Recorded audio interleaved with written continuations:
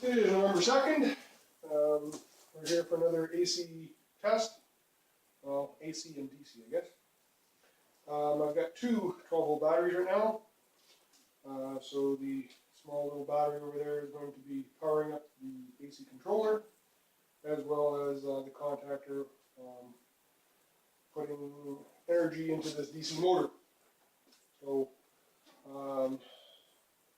the AC controller puts out a signal proportional to how much torque you're asking for, and that signal can be positive or negative, if you want to describe it that way, as the current. So it will take current and put it back into the battery pack. If you're doing regenerative braking, if you want to describe it that way. So if I put 24 volts into here, I'm expecting somewhere in the vicinity of 3,000 RPM unloaded.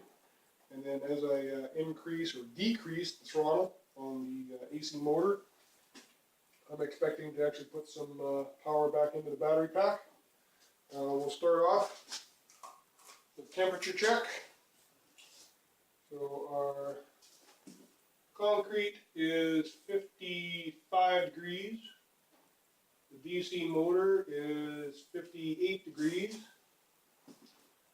The AC motor is 59 degrees. The heat sink on the aluminum heat sink, I don't know, I think the shiny gives it a problem. Somewhere around 66 degrees Fahrenheit.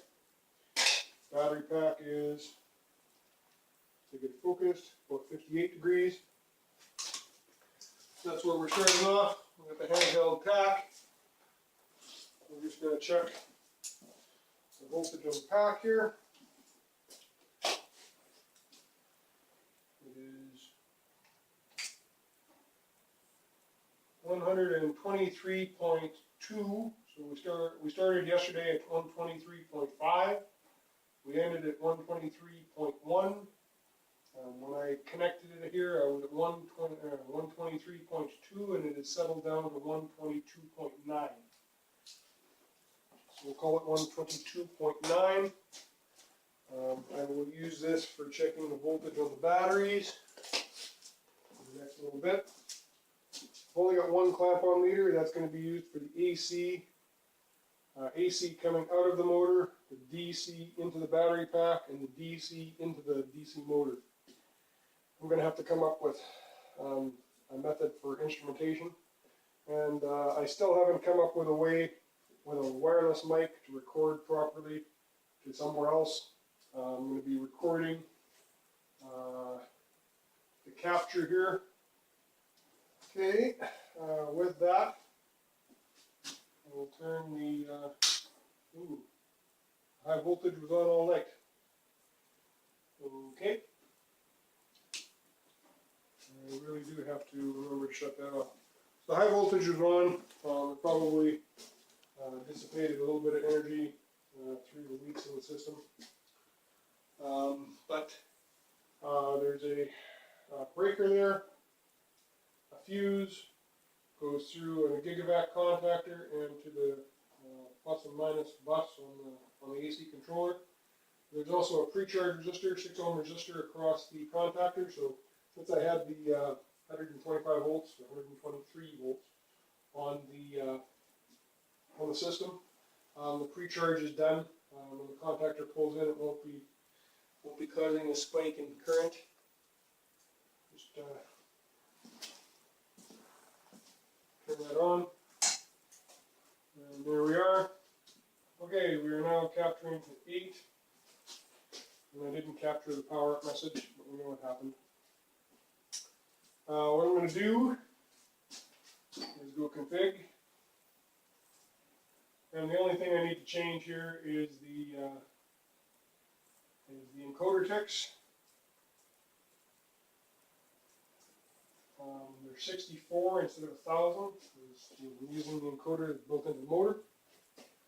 So with that, I'll turn this to AC amps, zero it out. For some reason it doesn't want to zero, so we're showing 0.2 amps, even though there's actually 0 amps. And then we're going to start it up. So starting it up involves me typing to about a dozen times, not quite 2 dozen. I got to get up to about 50 amps before the motor starts to turn at a reasonable rate.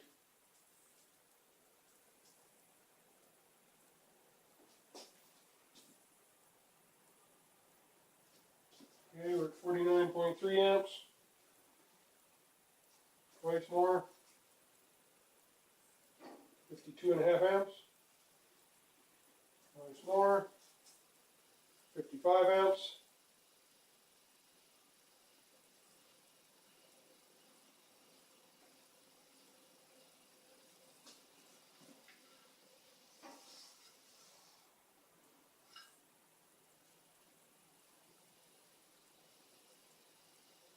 So it's not very much torque. I can actually stop it with my hand.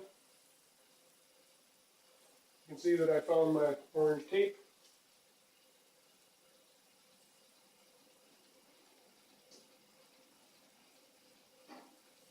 Like 55, 56 amps. And very slow. 200, no, 165. I hit an 80. Gives me about 176 RPM, which is reasonable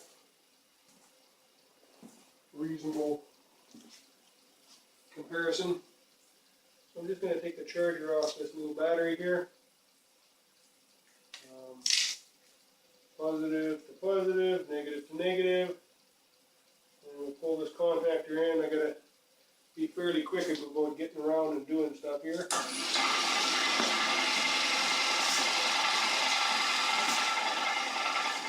Okay, so I got some voltage into it.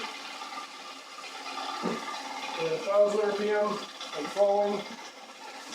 The heater actually fell off.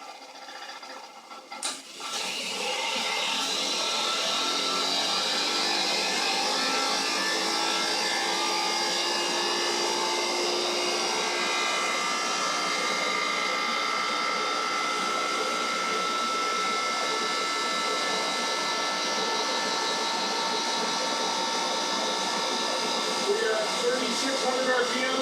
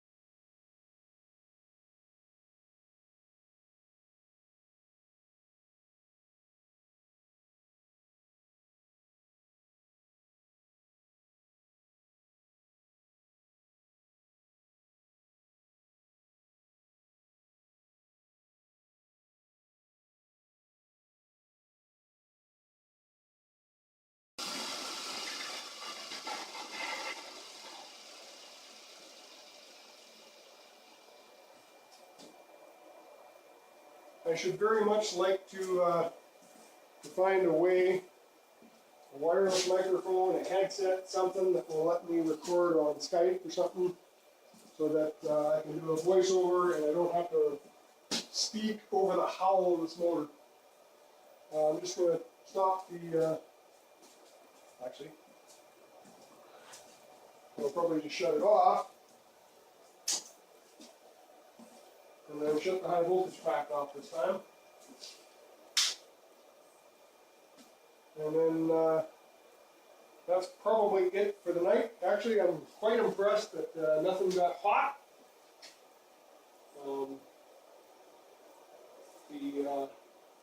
The aluminum heatsink is certainly warm to the touch, but you can leave your hand there. And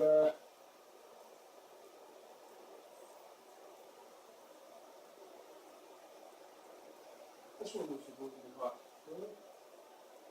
Something over here was hot. Okay. Anyway.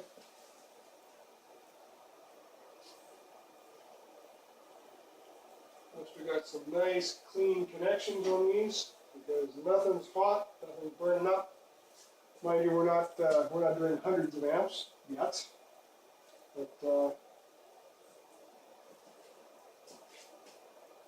it all looks good. Let's stop the transfer, and I think that is a wrap.